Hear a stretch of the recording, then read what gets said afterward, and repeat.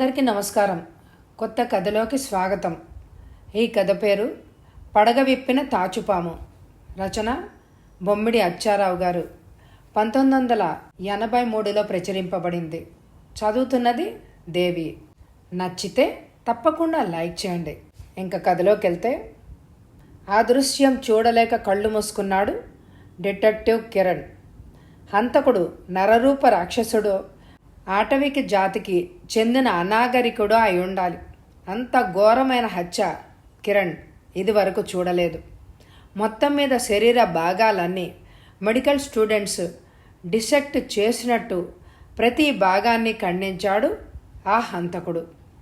చేతులు, కాళ్ళు, కళ్ళు, ముక్కు, చెవులు లాంటి పై భాగాలే కాకుండా శరీర అంతర్భాగంలోని గుండె, కాలేయం, మెదడు వంటి భాగాలు కూడా విడివిడిగా పార్సెల్ చేశాడు. ఎవరిది శవం అడిగాడు కిరణ్ దృష్టి మరల్చుకొని. పోలికలు కూడా తెలియకుండా ముక్కలు ముక్కలుగా చేసి చంపాడు కదా, గుర్తుపట్టడం కష్టమే. కానీ కొన్ని ఆధారాల్ని బట్టి చూచాయగా గుర్తుపట్టేశారు మా వాళ్ళు అని ఆగాడు ఇన్స్పెక్టర్ శ్రీనివాస్. ఏమిటా ఆధారాలు? ఇదిగో ఈ చీటీలో 4 వాక్యాలు రాయబడి ఉన్నాయి, చూసావా? దీన్ని బట్టి ఏదో రహస్యమూటాన్ని పట్టుకోవడానికి వారం రోజుల క్రితం బొంబాయి వెళ్ళిన సిబిఐ ఏజెంట్ దివాకరన్ది కావచ్చు అని ఊహిస్తున్నారు. కిరణ్ చీటీ అందుకొని చదివాడు. మా కార్యకలాపాల్లో తలదూర్చాలని ప్రయత్నించినా, భంగపరచాలి అని ప్రయత్నించినా వీడికి పట్టిన దుర్గతే మీ డిపార్ట్మెంట్లోని ప్రతి ఒక్క వ్యక్తికి పడుతుంది. Be careful. మమ్మల్ని పట్టుకోవాలని ప్రయత్నించవద్దు. ఇది మీ అందరికీ హెచ్చరిక అని ఉందా చీటీలో. దివాకర్ ఎప్పుడు వెళ్ళాడు? అసలు ఆ ముఠా వివరాలేంటి? ఈ పార్సిల్ ఎప్పుడొచ్చింది? ఎవరు తెచ్చారు దీన్ని? ప్రశ్నల వర్షం కురిపించాడు కిరణ్. ఇదే సరాసరి మన క్రైమ్ బ్రాంచ్ ముందు గత రాత్రి గుర్తు తెలియని మనుషులు వ్యాన్లో నుంచి కిందకి తోసేసి వెళ్ళిపోయారు. చెక్కపెట్టెలో జాగ్రత్తగా ప్యాక్ చేసి పడేశారు. డ్యూటీ సెంట్రీ చూశాడు. పైన సిటీ క్రైమ్ బ్రాంచ్ పేరుంది. వెంటనే కమిషనర్కి, డీజీపీకి, ఎస్పీకి మెసేజెస్ వెళ్ళాయి. అందరి సమక్షంలోనూ దీన్ని పగలగొట్టారు. లోపల ఈ ఖండాలతో పాటు చీటీ దొరికింది. అప్పటికి వారం రోజుల క్రితం దివాకర్ బొంబాయి వెళ్ళాడు. ఒక స్మగ్లింగ్ ముఠా ఆచూకీ తెలుసుకోవడానికని. దేశంలోని ఓడరేవులన్నిటి ద్వారా స్నేక్ లెదర్ ఇంకా కొన్ని ప్రొహిబిటెడ్ గూడ్స్ అక్రమ రవాణా అవుతున్నాయని విదేశాలకు. వాటిల్లో ఈ ముఠా అగ్రస్థానం వహిస్తోంది. దాని ఆచూకీ తెలుసుకోవడం కోసం దివాకర్ వెళ్ళాడు. మొదటి 2-3 రోజులు అతడి నుంచి ఇన్వెస్టిగేషన్ బ్యూరోకి మెసేజెస్ వచ్చాయట. తర్వాత అకస్మాత్తుగా కాంటాక్ట్ బ్రేక్ అయిపోయాయి. ఇంతలో ఈ పార్సిల్ వచ్చి పెద్ద దుమారం లేపింది, చెప్పాడు శ్రీనివాస్. అయితే ఆ హంతకులు ఎవరైంది కన్ఫర్మ్ అయినట్టే. ఇంకా పూర్తిగా నిర్ధారణ కాలేదు.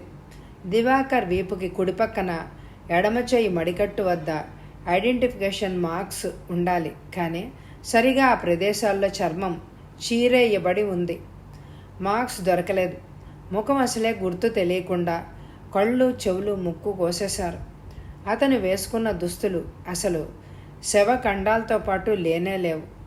దంత నిర్మాణం, తల వెంట్రుకలను బట్టి నిర్ధారణ చేయడానికి నిపుణులు ప్రయత్నిస్తూ ఉన్నారు. ఇంకా పరిశోధన సాగుతోంది. దివాకర్ వివరాలేంటి? అతను బ్రహ్మచారి, వయసు 30 దాటింది. అతనికి ఒక గర్ల్ ఫ్రెండ్ ఉంది, పేరు శకుంతల. ఈ సీజన్లో పెళ్లి చేసుకోవడానికి నిర్ణయించుకున్నారు. అతనికి తల్లి, ఒక తమ్ముడు ఉన్నారు. ముగ్గురు ఇక్కడే డిపార్ట్మెంటల్ క్వార్టర్స్లో ఉన్నారు. శకుంతల ఏం చేస్తూ ఉంటుంది? ఆమె ఉండేది ఎక్కడ? ఆమె టెలిఫోన్స్లో పనిచేస్తుంది. పిఎన్టీ కాలనీలో క్వార్టర్స్లో ఉంటుంది. ఒంటరిది. వెనక ముందు ఎవ్వరూ లేరని వెనికిడి. దివాకర్కి పరిచయం ఎలా జరిగింది? వాళ్ళిద్దరూ విచ్చలవిడిగా తిరుగుతూ ఉండేవాళ్ళ? దివాకర్ గురించిన పర్సనల్ విషయాలు ఆమెకి బాగా తెలిసే ఉండాలి. తెలిసి ఉండొచ్చు. నేను వివరాలు సేకరించలేదు. ఎందుకంటే శవం దివాకర్ దాని ఇంతదాకా నిర్ధారణ జరగలేదు కదా. అందుకే దివాకర్ తల్లికి తమ్ముడికి కానీ శకుంతలకు కానీ విషయం ఇంతదాకా తెలియపరచలేదు. That's good. నిపుణుల పరీక్ష పూర్తయ్యాక మన పరిశోధన ఏ కోణంలోంచి మొదలుపెట్టాలో నిర్ణయించుకుందాం అంటూ లేచాడు కిరణ్. ఎంతలో ఫోన్ మోగింది. శ్రీనివాస్ అందుకున్నాడు.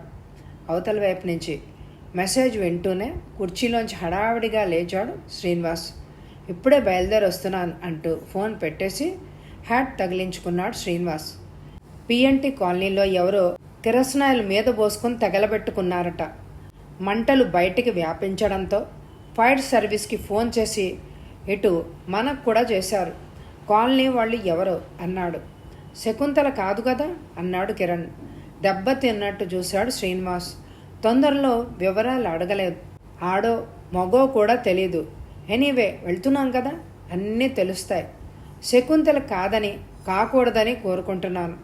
మన కేసుకి మూలాధారం ఆమె ప్రస్తుతం అంటూ హడావిడిగా స్టాఫ్కి ఆదేశాలు ఇచ్చాడు శ్రీనివాస్. కమాన్ బ్రదర్, నీ టొయాటో వదిలి జీప్లో పోదాం అన్నాడు శ్రీనివాస్. 15 నిమిషాల్లో శ్రీనివాస్ బలగం ఎక్కిన జీపు పిఎన్టీ కాలనీ క్వార్టర్స్కి చేరుకుంది. అప్పటికి ఫైర్ ఇంజన్లు మంటలు ఆర్పేసినాయి. ప్రమాదం జరిగింది 3వ అంతస్తు పైన. కిరణ్, శ్రీనివాస్ 3వ అంతస్తులోని బర్నింగ్ కేసున్న క్వార్టర్స్కి చేరుకున్నారు. అక్కడ జనం బాగా గుమికూడి ఉన్నారు. కిటికీల నుంచి పొగలు ఇంకా వస్తూనే ఉన్నాయి. కిటికీ తలుపులు నల్లగా కాలిపోయి ఉన్నాయి. శ్రీనివాస్ ఆదేశానుసారం కానిస్టేబుల్ తలుపులు పగలగొట్టాడు. వెంటనే ఊడి వచ్చేశాయి. లోపల పూర్తిగా కాలిపోయిన శవం. ఒళ్ళు కాలిన వాసన ముక్కు పుట్టాలను అదరగొడుతోంది. మాంసం కూడా బాగా కాలి ఉడికిపోయింది. దాదాపు పూర్తిగా తగలబెట్టిన శవంలాగా ఉంది. వరుసగా దారుణంగా చచ్చిన శవాల్ని రెండూ చూడ్డంతో కిరణ్ కడుపులో తిప్పినట్టుగా అయింది. పక్క పోర్షన్లో అతను చెప్తున్నాడు. ఓ అరగంట క్రితం ఏదో వాసన వస్తున్నట్టు పసిగట్టిందట సార్ మా ఆవిడ. అందరం ఆఫీసులకు వెళ్ళిపోయాం. ఆడవాళ్ళు కూడా చాలామంది ఉద్యోగస్తులే కావడంతో ఇళ్ల దగ్గర ఉండేవాళ్ళు అరుదు. వాసన వెనకనే మంటలు హెచ్చుగా కనిపించాయట కిటికీలో నుంచి. వెంటనే మా ఆవిడ నలుగురిని కేకలు పెట్టి పిలిచింది. ఈ ఒక్క పోర్షన్తో పాటు తక్కిన క్వార్టర్స్కి కూడా మంటలు వ్యాపించడంతో భయపడి అందరినీ ఫోన్ మీద పిలిపించారు. అందరు ఆడవాళ్ళు కలిసి తర్వాత ఫైర్ సర్వీస్కి మీకు కబురు చేశాం. అది సరే, అసలు ఈ శవం ఎవరు? శకుంతలని ఆపరేటర్ సార్ టెలిఫోన్లో. కిరణ్ ఆలోచనగా చూశాడు శ్రీనివాస్ వంక. శ్రీనివాస్ ఇబ్బందిగా చూశాడు. కిరసనాయిల్ పోసుకొని తగలబెట్టుకుందని ఎలా అనుకుంటున్నారు అన్నాడు కిరణ్. సాధారణంగా బర్నింగ్ కేసులన్నీ ఇదే తంతులో నడుస్తాయి కదా సార్, అందుకని అలా ఊహించాం. ఆమె ప్రమాదవశాత్తు తగలబడి ఉండొచ్చు కదా అన్నాడు శ్రీనివాస్. పక్కింటానికి కొంచెం కోపం వచ్చినట్టుంది. అవన్నీ చూసుకోవాల్సింది మీరు. మా సివిల్ డ్యూటీ మేము చేశాం. నయం, సమయానికి ఫైర్ సర్వీస్ రాకుంటే బిల్డింగ్ అంతా నేలమట్టం అయిపోయి ఉండేది, మంటల్లో కాలి అన్నాడతను. శ్రీనివాస్కి అతను తమ డిపార్ట్మెంట్ అసమర్థతని ఎత్తి పొడుస్తున్నట్టు అనిపించింది. ఆల్ రైట్, అది మేము ఇన్వెస్టిగేట్ చేస్తాం. శకుంతలని చివరిసారిగా ఎవరు చూశారు? ఆమె ఆఫీస్ అవర్స్లో క్వార్టర్స్లో ఎందుకుంది? మీకెవరికైనా తెలిస్తే చెప్పండి అన్నాడు కిరణ్. ఆమెకి రోజు వీక్లీ ఆఫ్ సార్, అంచేత ఇంట్లోనే ఉంది. ఉదయం నుంచి ఆమె ఇంట్లో ఉండగా అందరం చూసాం అన్నాడు ఇందాకట ఆయనే. Thank you. ఆమె కోసం ఉదయం నుంచి ఎవరైనా వచ్చారేమో చెప్పగలరా? మా ఆవిడని అడిగి చెప్తానుండండి అని పక్కనే ఉన్న భార్యను కనుక్కొని, లేదు సార్, ఎవరు రాలేదట అన్నాడు ఆయన. థ్యాంక్ యూ వన్స్ అగైన్ అని కిరణ్ శ్రీనివాస్ వంక చూసి, పద లోపల పరిశీలిద్దాం అన్నాడు. గదంతా కాలిపోయింది. పక్క గుడ్డలు, పరుపు, చైర్స్, టేబుల్, కర్టన్స్ అన్నీ దాదాపు తగలబడిపోయో సగం సగం తగలబడో ఉన్నాయి. పుస్తకాల ర్యాక్లోని పుస్తకాలు కూడా చాలా వరకు తగలబడ్డాయి. కిరణ్ శవానికి చుట్టుపక్కల కిరోసిన్ టిన్స్ కోసం చూశాడు. 5 లీటర్లు పట్టే జర్రీ కేన్ ఉంది. అది కూడా చాలా వరకు తగలబడి ముద్దగా అయింది. దాన్ని తీసి చూశాడు. వాసన కిరోసిన్ది కాదు, పెట్రోల్ది. వెనకనున్నది వంటగది. దాంట్లో ఎక్కడా కిరోసిన్ స్టవ్ లేదు. గ్యాస్ పొయ్యి ఉంది. మంటలకి స్టవ్ పేలిపోనందుకు ఆశ్చర్యం కలిగింది కిరణ్కి. దగ్గరకు పోయి కుదిపి చూశాడు. గ్యాస్ లేదు. ఖాళీ సిలిండర్. మంటలు ఆ గదికి కూడా పాకాయి అనడానికి నిదర్శనంగా అక్కడ వస్తువులు కూడా సగం సగం కాలి ఉన్నాయి. గదంతా ఫైర్ ఇంజన్లు వెదజల్లిన నీటితో చిత్తడిగా తయారైంది. ఫైర్ సర్వీస్ చాలా సిన్సియర్ అని పక్కింటాయన చెప్పడమే కాదు, నేను చెప్తున్నాను అన్నాడు కిరణ్. శ్రీనివాసు ఏమిటన్నట్టు చూశాడు. మంటలు గదుల్లోపల ప్రజ్వలిల్లుతున్న కిటికీ గుండా వాటి సందుల్లోకి చేర్చారే కానీ పొరపాటున కూడా గదుల్లోకి ప్రవేశించలేదు. మంటలు ప్రారంభ దశలోనే ఉండి ఉంటాయి. శ్రీనివాస్కి వాళ్ళది పై చేయి కావడం ఇష్టం లేదు. ప్రారంభ దశ కాదు, చివరి దశలో ఉన్నాయి మంటలు. శవం బొగ్గులా మాడిపోయి చాలా భాగం మాంసం కూడా కాలిపోయింది. గదుల్లో వస్తువులు దాదాపు పూర్తిగా కాలిపోయాయి. గమనించలేదా అన్నాడు కిరణ్ సన్నగా నవ్వి. ఆల్ రైట్, ఇది ఆత్మహత్యనంటావా? అదే అయితే శకుంతల ఎందుకు ఈ పనిచేసింది? దివాకర్ గురించిన నిజం ఏదైనా తెలిసిందా? మనకి రాసినట్టే ఆమె కూడా దొండగులు ఏదైనా లెటర్ రాశారా? అందులో దివాకర్ని చంపేసినట్టు రాసి ఉండాలి. అందుకే ఆ బాధ భరించలేక ఆత్మహత్య చేసుకుని ఉండొచ్చు అన్నాడు శ్రీనివాస్. కిరణ్ మాట్లాడలేదు. శ్రీనివాస్ మళ్ళీ అన్నాడు, ఇదే నిజమైతే శవం ఖచ్చితంగా దివాకర్దే అయి ఉంటుంది. మై డియర్ ఇన్స్పెక్టర్, శకుంతల ఆత్మహత్య చేసుకోలేదు, హత్య చేయబడింది అన్నాడు కిరణ్. శ్రీనివాస్ అదిరిపడి చూశాడు అతని వంక.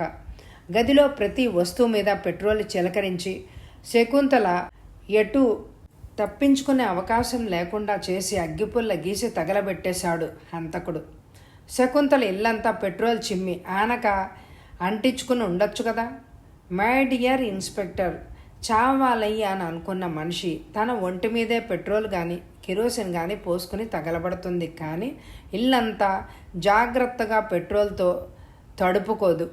నీ అనుమానం ఇప్పుడే నివృత్తి చేస్తానుండు అంటూ కిరణ్ బయటకొచ్చి ఇందాక సాక్ష్యం చెప్పిన ఆయన భార్యను పిలిచి, చూడండమ్మా, మంటలు వచ్చినప్పుడు శకుంతల రక్షించు అంటూ కేకలు పెట్టిందా?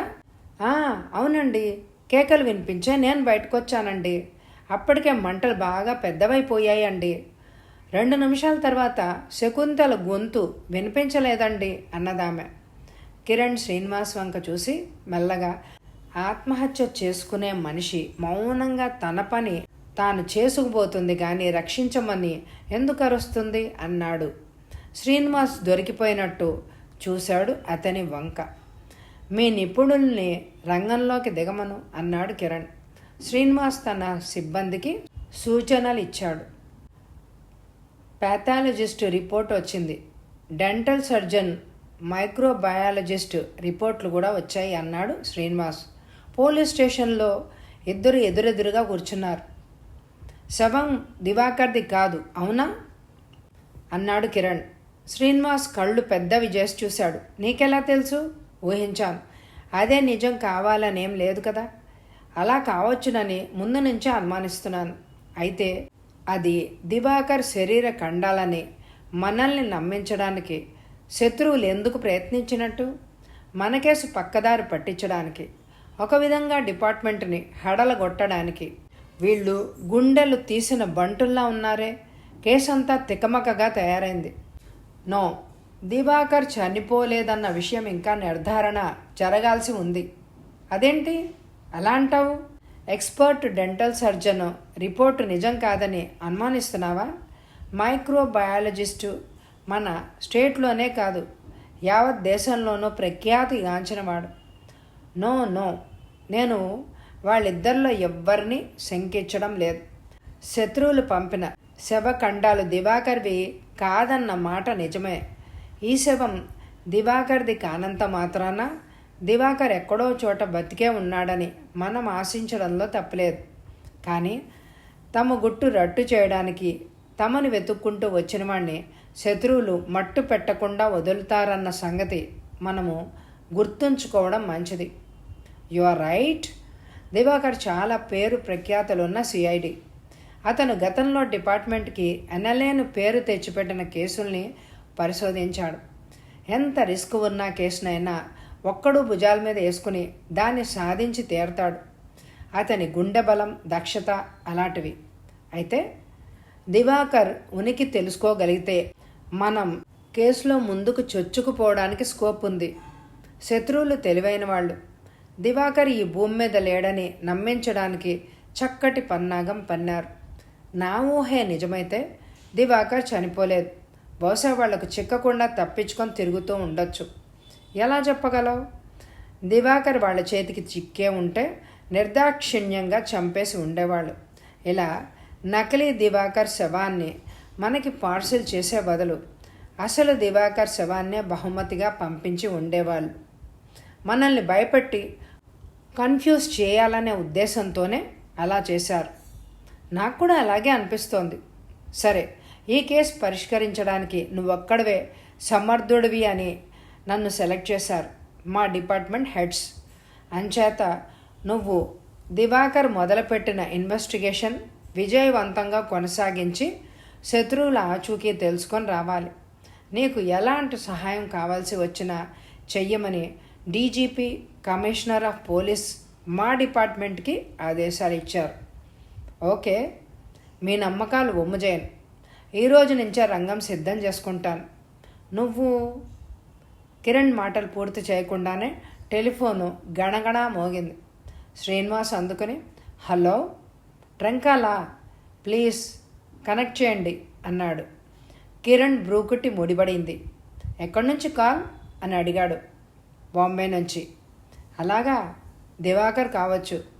ఫోన్ ఇలా ఇవ్వు అన్నాడు కిరణ్. శ్రీనివాస్ విస్మయంగా చూసి ఫోన్ అందించాడు. Is it city crime branch అని వినిపించింది అవతల నుండి. ఎస్ ప్లీజ్ అన్నాడు కిరణ్. ఐఎమ్ X02 స్పీకింగ్ అని వినిపించింది అవతల నుండి. X02 అన్నాడు కిరణ్ ప్రశ్నార్థకంగా. అది దివాకర్ కోడ్ నంబర్ అన్నాడు శ్రీనివాస్ గబగబా. కిరణ్ సర్దుకుని, hello mister Divakar, how are you అన్నాడు గొంతులో ఉత్సాహాన్ని నింపుకుని. I'm all right sir. For time being is it inspector Srinivas? No, I am detective Kiran speaking. Very glad to meet you mister Kiran. మీరైతే ఇక ఏ సమస్య లేదు. మీరు వెంటనే నన్ను బాంబేలోని హోటల్ తాజ్లో కలవండి. Room number 432. నేను అక్కడ ఉన్నట్టు బాంబే పోలీసులకు కానీ ఇన్వెస్టిగేషన్ బ్యూరోకి కానీ ఎవ్వరికి తెలియదు. కోడ్ ఎర్ర గులాబీ. ఇంకా సంభాషణ పొడిగించడం ప్రమాదం. కట్ చేస్తున్నాను అంటూ ముగించాడు దివాకర్. కిరణ్ రిసీవర్ క్రెడిల్ చేస్తూ, వెరీ గుడ్. శత్రువుల ఆచూకీ తెలిసిపోయినట్టే మిస్టర్ శ్రీనివాస్. మనం వెంటనే బాంబే వెళ్ళాలి. దివాకర్ మనకి చాలా విషయాలు చెప్పొచ్చు. నువ్వు మీ అఫీషియల్స్తో మాట్లాడి బాంబే పోలీస్కి రహస్యంగా మన ప్రయాణం గురించి మెసేజ్ చేసేలాగా చూడు. శాంతాక్రజ్ ఎయిర్పోర్ట్కి బుల్లెట్ ప్రూఫ్ కారు పంపించమని చెప్పు. ఆ కారు పోలీసులదని ఎవ్వరూ గుర్తుపట్టకుండా జాగ్రత్తలు తీసుకోమను అన్నాడు. ఆల్ రైట్, ఇప్పుడే అన్ని ఏర్పాట్లు చేసేస్తాను. సార్జెంట్ రాజుని, సార్జెంట్ శివాని బై పర్సన్ పంపి నువ్వు చెప్పిన ఏర్పాట్లు చేయిస్తాను. ఏ ఫ్లైట్కి వెళ్దాం అదంతా తర్వాత సావకాశంగా మాట్లాడుకుందాం. మనం వెళ్ళే ఫ్లైట్కి కూడా చాలా రహస్యంగా వెళ్ళాలి. శత్రువులు అనుక్షణం మనల్ని వెంటాడుతూ ఉండవచ్చు. నేను డైరెక్ట్గా ఇక్కడి నుంచి ఇంటికి పోయి ఆ తర్వాత నేరుగా బేగంపేట ఎయిర్పోర్ట్కి వచ్చేస్తాను. నువ్వు కూడా సరాసరి ఇక్కడి నుంచి రాకుండా మారు వేషంలో ఎక్కడికో తిరిగి ఎయిర్పోర్ట్కి రా. ఫ్లైట్ మన పేర్లతో కాకుండా వేరే పేర్లతో బిజినెస్ పని మీద వెళ్తున్నట్టు సీట్లు రిజర్వ్ చేయించు. చాలా జాగ్రత్తగా వ్యవహరించాలి. ఆల్ రైట్, అవన్నీ నేను చూసుకుంటాను. నువ్వు ఇంటికెళ్ళి నీ ఏర్పాట్లలో ఉండు. అలాగే నేను కూడా మారు వేషంలో వస్తాను. ఎయిర్పోర్ట్లో నన్ను చూసి గుర్తుపట్టినా నేనెవరో తెలియనట్టు వ్యవహరించాలి.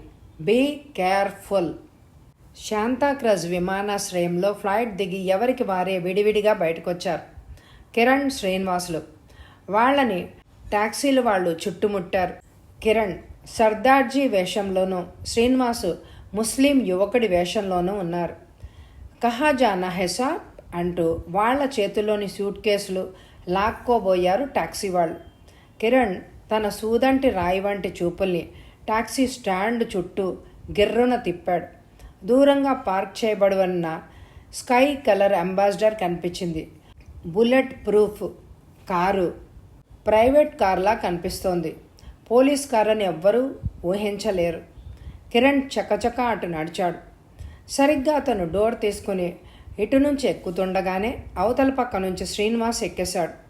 కారు మరుక్షణంలో ముందుకు ఉరికింది. హోటల్ తాజ్కు పోయే రోడ్ పట్టింది కారు. ఇంతలో వెనక నుంచి బుల్లెట్ దూసుకుంటూ వచ్చి కారును తాకి టప్మని చప్పుడు చేస్తూ కింద పడింది. కిరణ్ అలర్ట్గా కూర్చున్నాడు. మిస్టర్ శ్రీనివాస్, దాడి ప్రారంభమైంది. శత్రువులు మన ఉనికి కనిపెట్టేశారు అన్నాడు. శ్రీనివాస్ డ్రైవర్ను ఉద్దేశించి, క్యా సలీం, పోలీస్ స్టేషన్ సే సీదా ఆగయా క్యా అని అడిగాడు. లేదు సార్, ముందుగా ఒక ఆటోమొబైల్ రిపేరింగ్ షాపుకి పోయి రిపేర్ చేయించినట్టు నటించి ఊరంతా చక్కర్లు కొట్టి ఎయిర్పోర్ట్కి వచ్చాను. పోలీస్ స్టేషన్లో పెట్టకుండా కార్ని ఉదయమే తెచ్చి మా ఇంట్లో పెట్టుకున్నాను అన్నాడు సలీం డ్రైవర్ హిందీలో. ఈ లోపల వెనక నుంచి మరో బుల్లెట్ వచ్చి తగిలింది. ఒకటి వెనక ఒకటి అద్దానికి, మరొకటి డిక్కీకి తగిలాయి. కిరణ్ రివ్యూ మిర్రర్లోంచి చూశాడు. వెనక నుంచి చాలా వేగంగా ఒక డాట్సన్ కారు, ఒక టాక్సీ దూసుకొస్తూ ఉన్నాయి. సలీం చాలా ఎక్స్పర్ట్లా ఉన్నాడు. నిదానంగా నడపకుండా అటు ఇటు జిగ్జాగ్లాగా పోనిస్తున్నాడు కారుని. అందుకే వెనక నుంచి వస్తున్న వాళ్లకు సరైన గురి కుదరడం లేదు. కిటికీలోంచి బుల్లెట్స్ రాకుండా ముందుగానే తామిద్దరూ గ్లాస్ విండోస్ పైకి లేపేశారు. సలీం తన 2 పక్కల విండోస్ మొదటి నుంచి మూసే ఉన్నాయి. బుల్లెట్ ప్రూఫ్ కారునెందుకు తెమ్మని అడిగాడో శ్రీనివాస్కి అప్పుడు అర్థమైంది. రోడ్ అంతా నిర్మానుష్యంగా ఉంది. రాత్రి 11 గంటలు దాటి 15 నిమిషాలైంది. ఎదురుగా ఏమైనా కారులు వచ్చినప్పుడు తప్ప తక్కిన సమయంలో వెనక నుంచి తమ కారు మీద బుల్లెట్ల వర్షం కురుస్తూనే ఉంది. కిరణ్ అప్పటికప్పుడే ఒక నిర్ణయానికి వచ్చి శ్రీనివాస్ని, మనం ఇప్పుడు తాజ్కు వెళ్ళొద్దు, మనం ఎవరమో శత్రువులకు తెలిసిపోయింది. అలాంటప్పుడు తాజ్కు వెళ్ళి మనంతట మనమే శత్రువుకి దివాకర్ ఉనికిని తెలియజేయడం చాలా ప్రమాదకరం. సరాసరి పోలీస్ స్టేషన్కే పోదాం. మనం పోలీసులమని వాళ్ళకెటూ తెలిసిపోయింది కాబట్టి కొత్తగా రహస్యం తెలిసేదంటూ ఏం లేదు అని డ్రైవర్తో, సరాసరి స్టేషన్కే పోనీ అన్నాడు. సారీ, తాజ్కి బాగా దగ్గరకు వచ్చేసాం అన్నాడు సలీం. కిరణ్ మెదడులో స్పార్క్ వెలిగింది. కిరణ్ చుట్టుకున్న కోట్ జోబు నుంచి పిస్తోలు బయటకు తీసి సలీం తలకు ఆనించాడు. ఎవరు నువ్వు? మేం నీకు తాజ్కు వెళ్ళమని చెప్పలేదు. నువ్వు తాజ్కి ఎలా తీసుకొచ్చావు? నువ్వు మా డ్రైవర్ సలీం కాదు, చెప్పు మర్యాదగా అన్నాడు. ఊహించని జర్క్తో కారు ఆగిపోయింది. అంతవరకు సలీంగా వ్యవహరించబడుతున్న డ్రైవర్ మెరుపు వేగంతో డ్రైవర్ సీట్లోంచి తలుపు చటుక్కన తెరుచుకొని రోడ్డు మీదకి ఉరికాడు. వెనక వస్తున్న డాట్సన్ కారు ఒక్క క్షణం వాళ్ల కారు పక్కన ఆగి డ్రైవర్ని లోపలికి తీసుకుని మహావేగంగా ముందుకు దూసుకుపోయింది. దాని వెనకనే టాక్సీ కూడా దూసుకుపోయింది. శ్రీనివాస్ చాలా పొరపాటు జరిగిపోయింది. డ్రైవర్ మనవాడే అన్న ఓవర్ కాన్ఫిడెన్స్తో మనమే మన నోటితో దివాకర్ తాజ్లో ఉన్న విషయం చెప్పేశాం. మన డ్రైవర్ని మోసం చేసి మన కార్ని వీళ్ళు కిడ్నాప్ చేసి మనల్ని రిసీవ్ చేసుకోవడానికి ఎయిర్పోర్ట్కి వచ్చారు. వాళ్ళకి ఈ క్షణం వరకు దివాకర్ ఎక్కడున్నది తెలియదు. నా ఊహే నిజమైతే ఈసరికి వాళ్ళు తాజ్లో ఉంటారు. కమాన్ హరియప్ అంటూ కిరణ్ వెనక సీట్లోంచి డ్రైవర్ సీట్లోకి దూకి కారు స్టార్ట్ చేశారు. 5 నిమిషాల్లో డిటెక్టివ్లు ఉన్న కారు హోటల్ తాజ్ పోర్టిగోర్లో ఉంది. కిరణ్ తలుపు తెరుచుకుని హోటల్ వెనక పక్క నుంచి పరిగెత్తుకుంటూ మెట్ల వైపు చొచ్చుకుపోయాడు. శ్రీనివాస్ అనుసరించాడు. లిఫ్ట్ కోసం చూడకుండా 3 మెట్లు ఒక్కసారి ఎక్కుతూ ప్రతి ఫ్లోర్లోనూ రూమ్ నంబర్ వెరిఫై చేసుకుంటూ 3rd ఫ్లోర్లోకి చేరాడు. రూమ్ నంబర్స్ 300 నుంచి మొదలయ్యాయి. అందుకే 4వ ఫ్లోర్లోనే 432 నంబర్ దొరికింది. కిరణ్ ఒక్క పరుగున ఆ రూమ్ దగ్గరికి వెళ్ళాడు. తలుపులు దగ్గరగా వేసి ఉన్నాయి. తోసుకొని వెళ్ళాడు. అక్కడి దృశ్యం అతను ఊహించినట్టే ఉంది. గదంతా చిందరవందరగా ఉంది. తలుపు పక్కగా రూమ్ బాయ్ రక్తం మడుగులో పడి ఉన్నాడు. కిరణ్ ఒక్క క్షణంలో గదిని లాబరేటరీని చుట్టేశాడు. గదిలో ఎక్కడ దివాకర్ జాడ లేదు.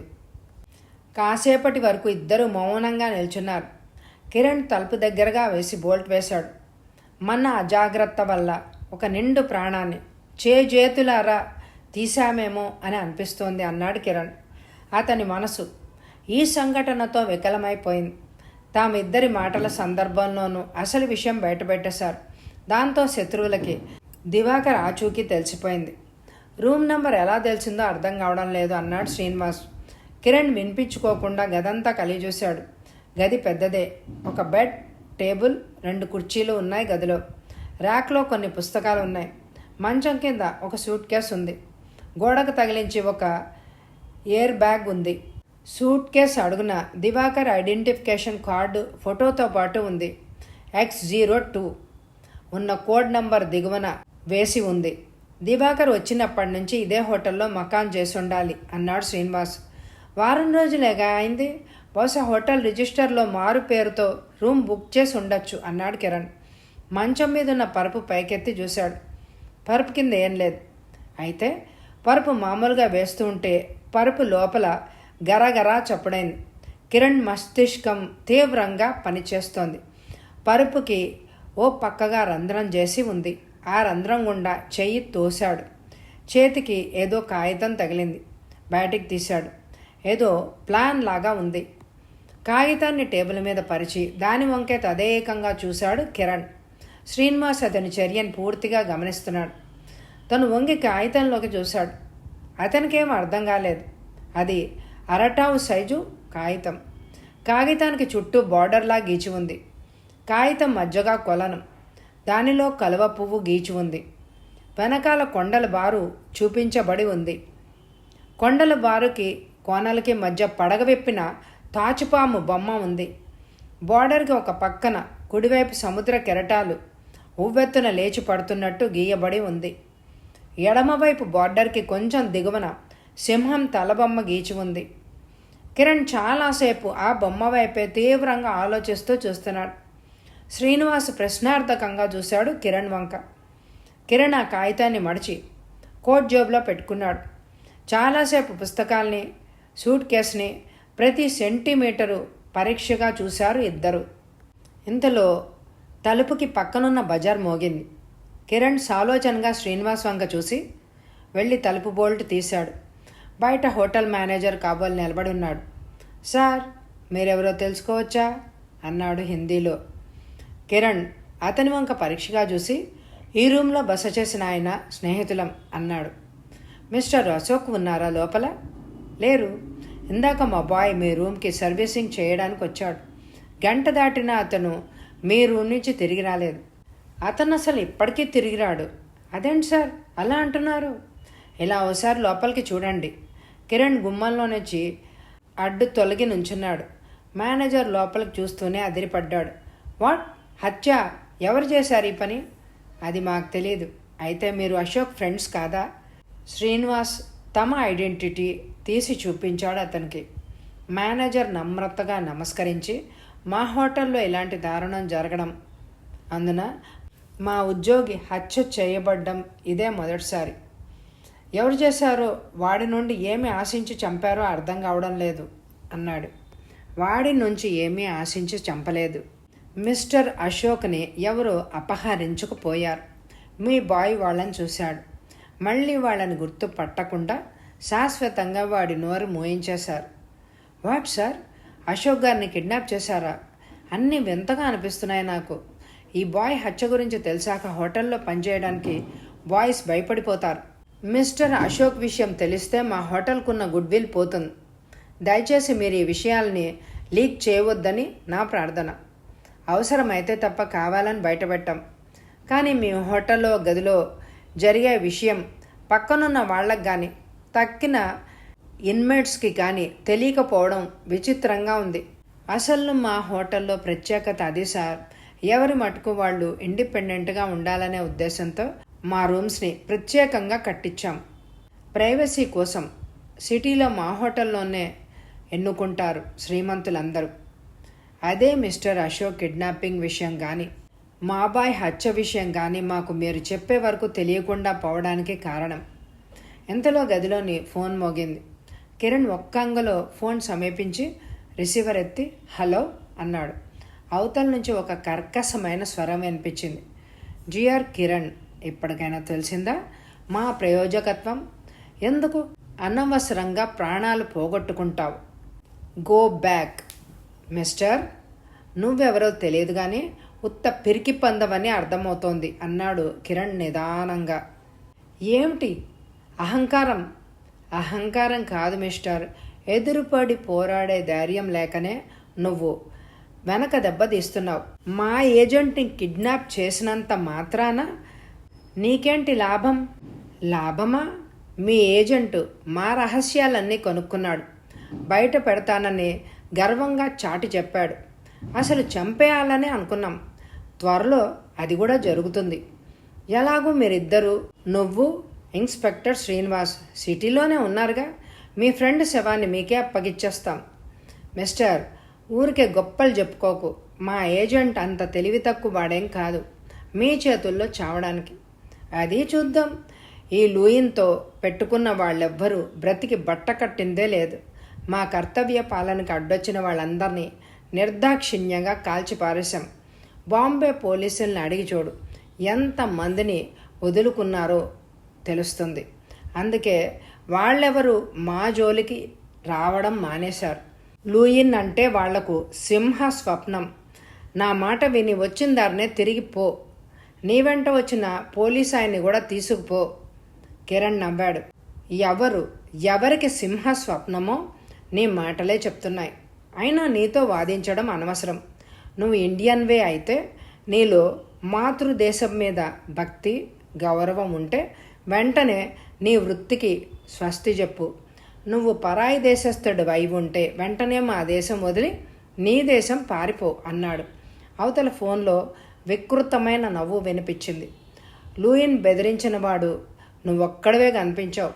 సరే, నా మాట పెడిచెవిన పెడుతున్నావు. నిన్ను, నీ ఇన్స్పెక్టర్ని ప్రాణాలతో వదిలేదే లేదు, గుర్తుంచుకో. చేసేవాడు ఎన్నిసార్లు చెప్పడు. మిస్టర్ లూయిన్, మర్యాదగా మా ఏజెంట్ని అప్పచెప్పాయి. పోలీసులకి సరెండర్ అయిపో. నీకు శిక్ష తక్కువ పడేలాగా నేను చూస్తాను. అవతల చాలా కోపంగా ఫోన్ పెట్టేసిన చప్పుడు. కిరణ్ ఆదేశానుసారం బయటికెళ్ళిన శ్రీనివాస్ లోపలికి వస్తూ ఫోన్ జూహు బీచ్ ఏరియా నుంచి వచ్చింది. ఆపరేటర్ని అడిగితే మన నంబర్లు చెప్తున్నాడే కానీ ఆ ఫోన్ నంబర్ చెప్పలేకపోయాడు అన్నాడు. కిరణ్ మెదడులో తన జేబులో ఉన్న కాగితం మీద ప్లాన్ ముద్ర పడిపోయింది. శత్రువు మాటల్లో అతను తనని లయన్ అని చెప్పుకున్నాడు. ఎడమవైపు గీచిన సింహం తల బహుశా శత్రువులకు సింహల్ని సూచిస్తున్నాయి. సముద్ర కెరటాలు జూహు బీచ్ని సూచిస్తున్నాయి. అంటే ఆ ప్లాన్ కాగితం శత్రువుల స్థావరాన్ని వివరిస్తోందన్నమాట. అయితే కొలను, కొండల బారు, పడగ విప్పిన తాచుపాము, కొలనులోని కలువ పువ్వు, ఇవి వేటికి సంకేతాలో తను తెలుసుకోవాల్సి ఉంది. అంతసేపు మేనేజర్ అక్కడే నిలబడి ఉన్నాడు. అప్పటికి హోటల్ సిబ్బందికి రూమ్ బాయ్ విషయం చూచాయిగా తెలిసినట్టుగా ఉంది. ఒకరు అక్కడికి చేరుకుంటున్నారు. కిరణ్ మేనేజర్ వంక తిరిగి, ఐఎమ్ సారీ, పోలీసులకి మేము చెప్పక తప్పదు. అయితే ఇది 10 మందికి పబ్లిసిటీ కాకుండా చూస్తానులేండి.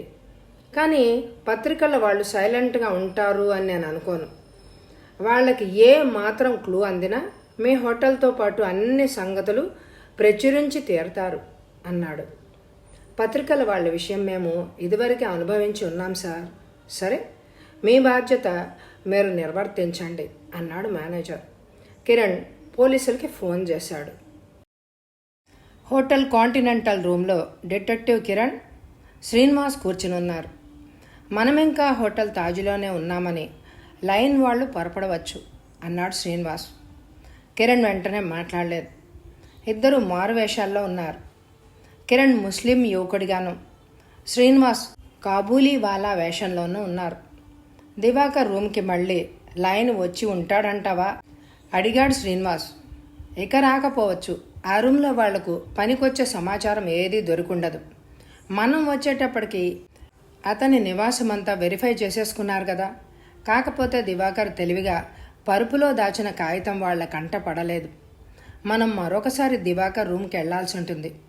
లయన్ ముఠా కార్యకలాపాలను గురించిన వివరాలు ఎక్కడో రాసిపెట్టి ఉంటాడు దివాకర్. అది కూడా ఏదో కోడ్లోనో మరో అర్థం కాని విధంగానో రాసే ఉంటాడు.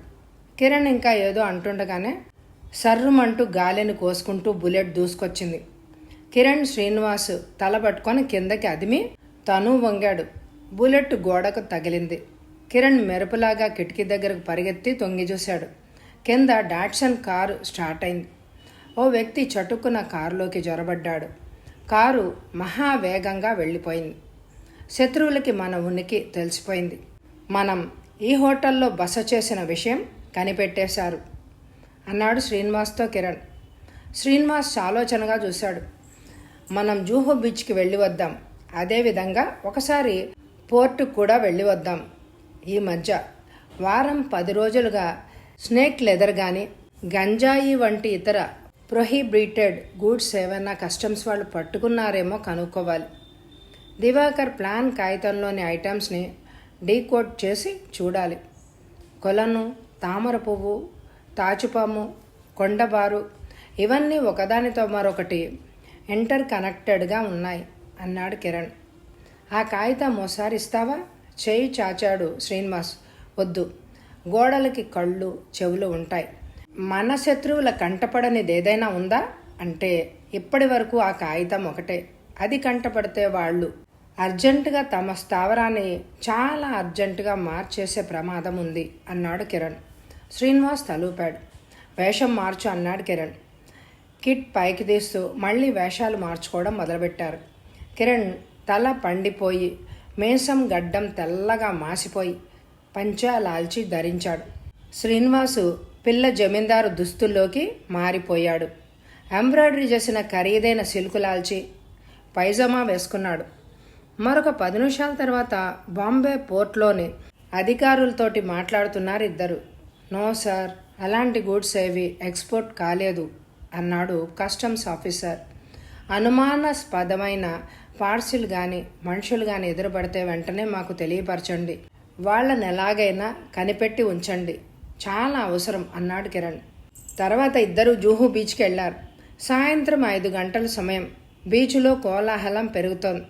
జంటలు జంటలుగా యువతి యువకులు చట్టాపట్టాలు వేసుకుని అటు ఇటు తిరుగుతున్నారు. కూర్చొని కబుర్లు చెప్పుకుంటున్నారు. ఎక్కడ చూసినా జంటలే.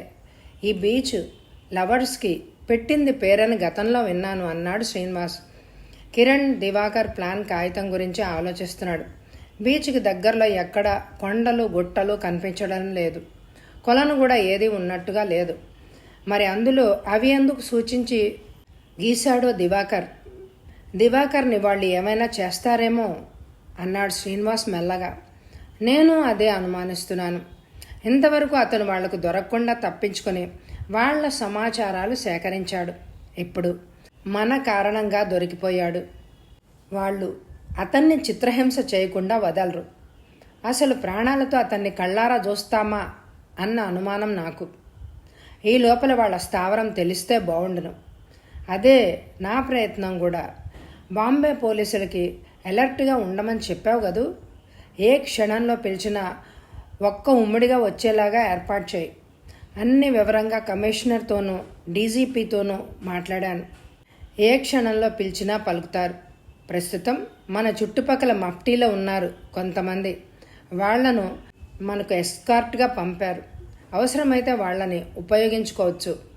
కిరణ్ చుట్టూరా పరిశీలనగా చూశాడు. 10 మీటర్ల పరిధిలో కొంతమంది పోలీస్ సిబ్బంది మఫ్టీలో తిరుగుతున్నారు. చూసి చూడనట్టు తమ వంక చూస్తున్నారు. తాము కన్ను సాయిగ చేసినా అందుకునే అంత ఎలర్ట్గా ఉన్నారు. గుడ్, మంచి ఏర్పాట్లు చేశావు అన్నాడు కిరణ్ ప్రశంసాపూర్వకంగా.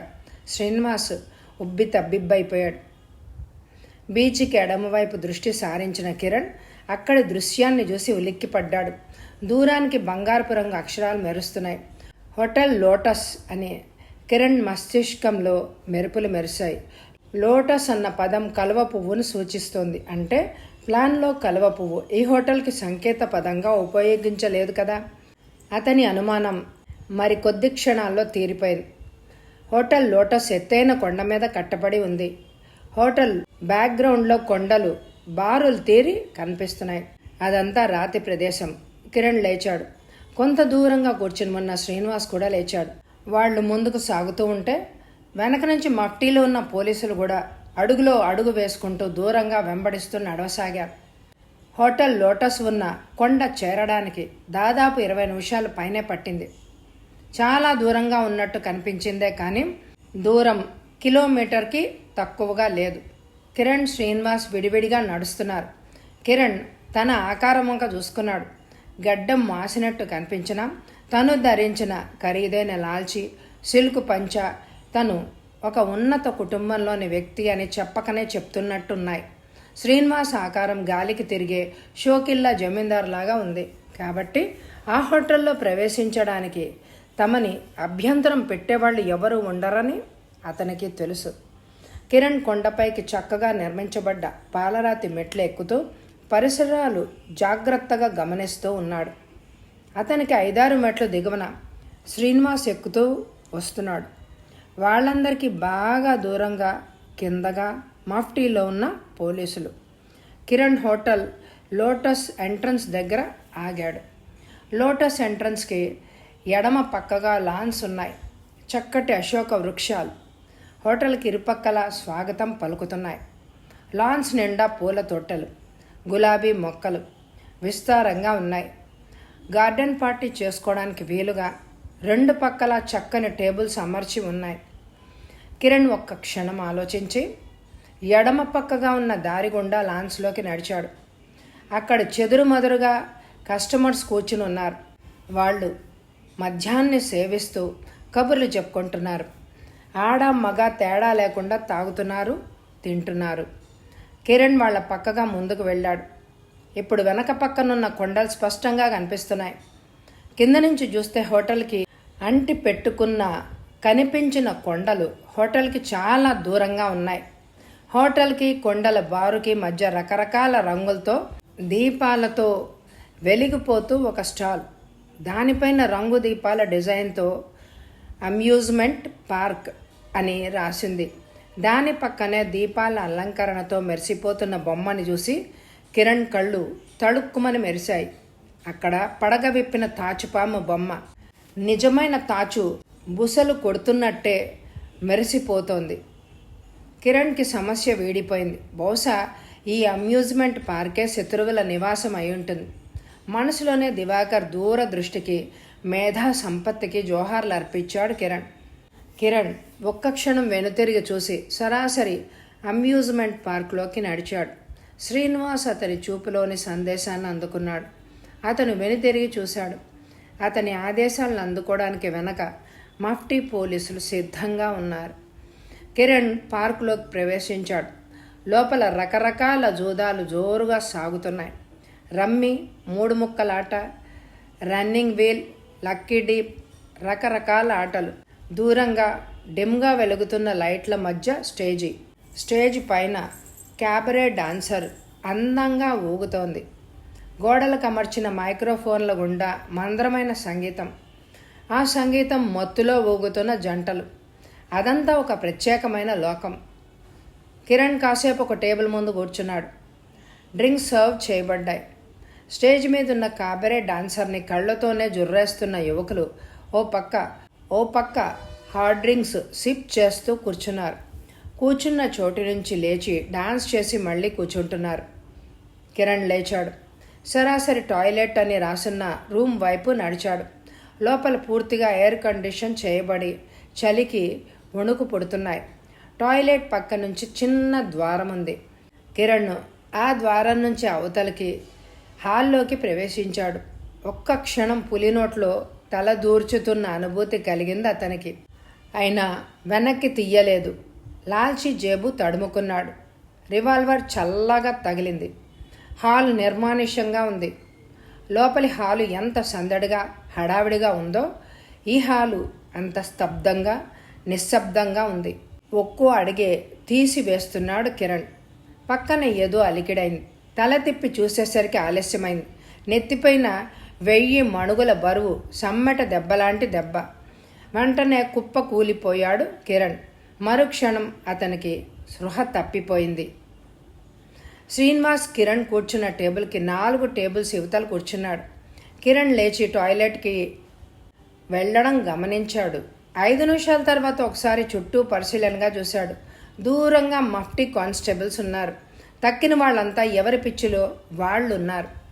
తనని ప్రత్యేకించి ఎవరూ గమనించడం లేదని అతను గ్రహించాడు. లేచాడు. 4 అడుగులు వేసి టాయిలెట్ పక్కకు చేరుకున్నాడు. ఆగి చుట్టూ చూశాడు. మఫ్టీ కానిస్టేబుళ్ళు తన ఆదేశాల కోసం తన వైపే చూస్తున్నారు. తక్కిన వాళ్ళెవరూ గమనించడం లేదని నిర్ధారణ చేసుకున్నాడు. టాయిలెట్ పక్కగా ఉన్న ద్వారం నుంచి అవతల హాల్లోకి ప్రవేశించాడు. అక్కడ జనసంచారం లేదు. ఎవ్వరూ అటు ఇటు నడుస్తున్న జాడ లేదు. ఒక్క క్షణం ఆగి చుట్టూ చూశాడు.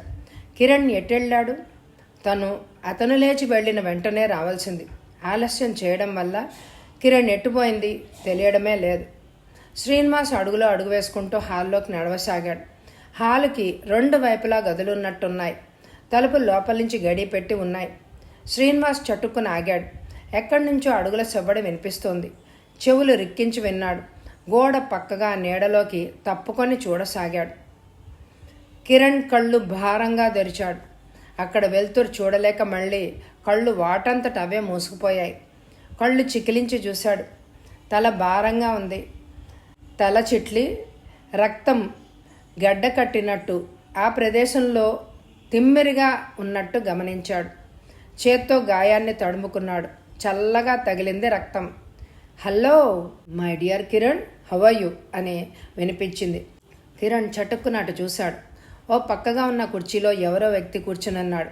నోట్లో పైప్ వెలుగుతోంది. చేతులకు గ్లౌజ్ వేసుకొని ఉన్నాడు.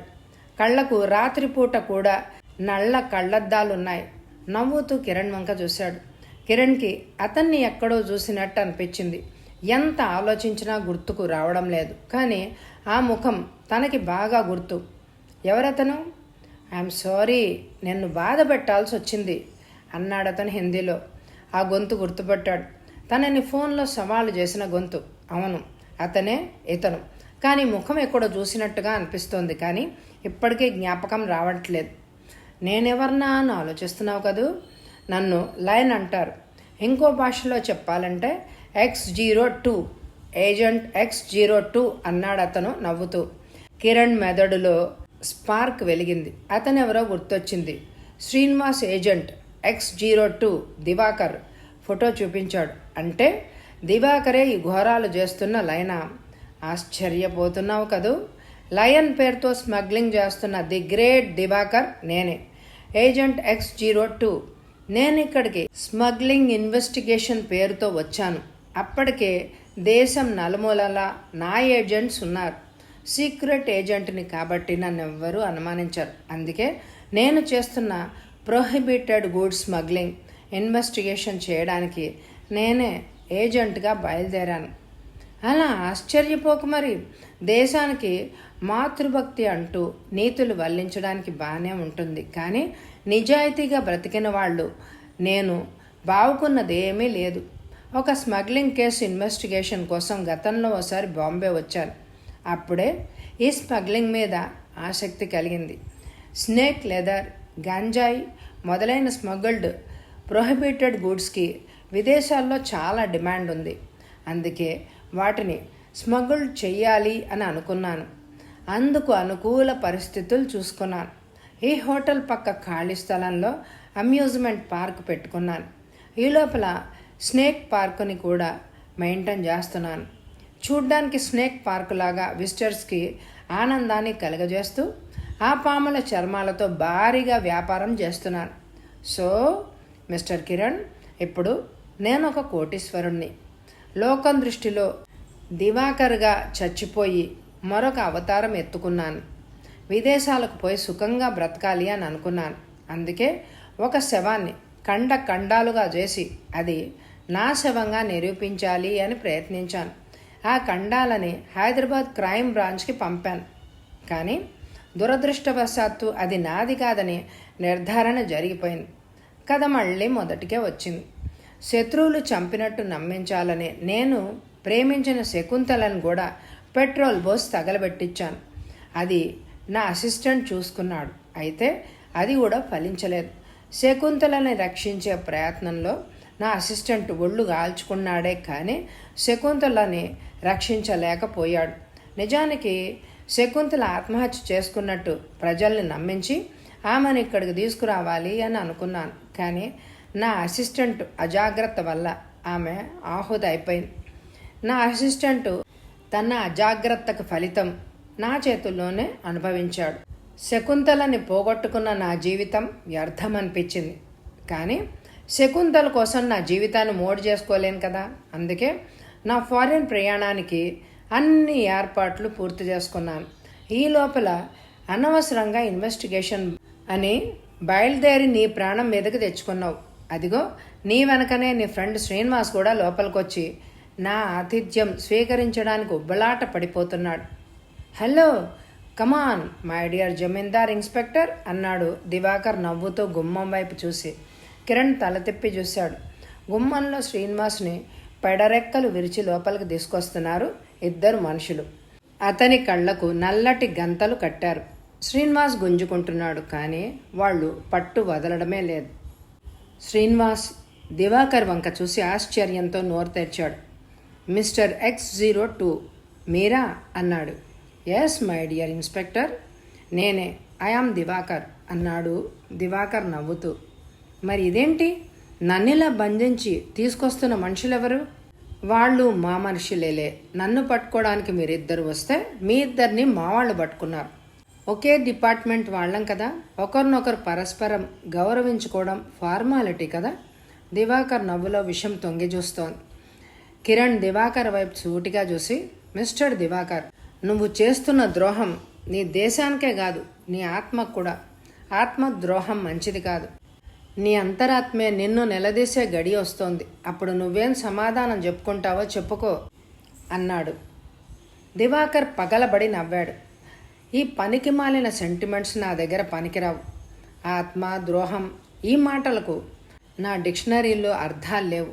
So leave them to dogs అన్నాడు. కిరణ్ లాల్చీ జేబులోకి చేయి పోనివ్వబోయాడు. దివాకర్ పెళ్ళున నవ్వి, వృధా ప్రయాస, నీ రివాల్వర్ ఎప్పుడో మా స్వాధీనం అయింది. మిస్టర్ కిరణ్, నువ్వు ఇలాంటి పనేదో చేస్తావని మాకు ముందే తెలుసు. శ్రీనివాస్ జేబులో కూడా పిస్తోల్ తీసి మా వాళ్ళు అట్టే పెట్టుకున్నారు అన్నాడు. కిరణ్కి ఏదో అనుమానం వచ్చింది. నోరు తెరిచి అడగబోయి అంతలోనే ఆ ప్రయత్నాన్ని విరమించుకున్నాడు. శ్రీనివాస్కి ఎక్కడో మెలిక ఉన్నట్టు అనిపించింది, కానీ లింక్ అందడం లేదు. తెల్లవారే వరకు మా అతిథులుగా ఉండండి. తెల్లవారేసరికి మేము ఎక్కిన ఫ్లైట్ గల్ఫ్ కంట్రీస్లో ల్యాండ్ అవుతుంది. తెల్లవారేసరికి మీ ఇద్దరు ప్రాణాలు పరలోకంలో మరో జన్మ ఎత్తడానికి మీ ఆత్మలు మరో 2 శరీరాల కోసం వెతుక్కుంటూ ఉంటాయి అంటూ పగలబడి నవ్వాడు దివాకర్. ఆ నవ్వు, ఆ మాట తీరు అంత అగమ్యంగా అనిపించింది శ్రీనివాస్కి. కిరణ్ తన అనుమానం బయట పెట్టబోయి అది సమయం కాదని విరమించుకున్నాడు. వీళ్ళిద్దరిని అండర్ గ్రౌండ్లో వేసేయండి, నేను మళ్ళీ చెప్తాను. అప్పుడు మొసళ్లకు ఆహారంగా వేసేద్దురు గాని అన్నాడు దివాకర్ తన అనుచరులతో.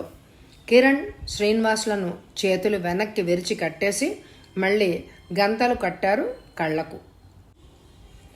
ఏకాంతం లభించగానే తన మనసులోని మాట అడిగేశాడు కిరణ్ శ్రీనివాస్ని. ఎంతసేపు దివాకర్ హిందీలోనే మాట్లాడాడు. తెలుగు రాదా అని. శ్రీనివాస్కి లింక్ అందింది. బ్రదర్, అసలు విషయం తెలిసిపోయింది. ఏంటి?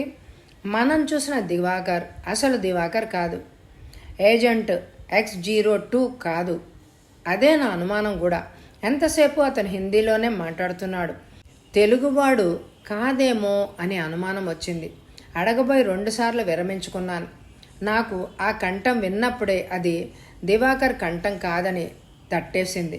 కానీ అతను అచ్చు దివాకర్ లాగానే ఉండడంతో ఆ అనుమానం బయటికి రాలేదు.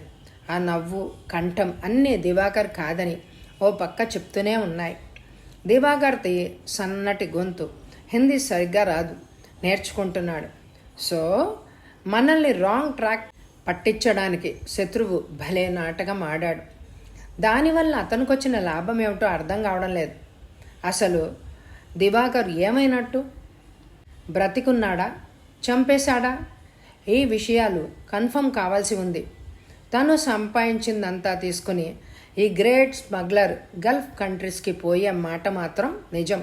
బెదిరిస్తున్నాడే కానీ మనల్ని చంపకపోవచ్చు. You are right. ప్రభుత్వం దృష్టిలోనూ ప్రజల దృష్టిలోనూ దివాకర్ లయన్ అని ఇమేజ్ సృష్టించడానికి మనల్ని వాడుకుంటాడు.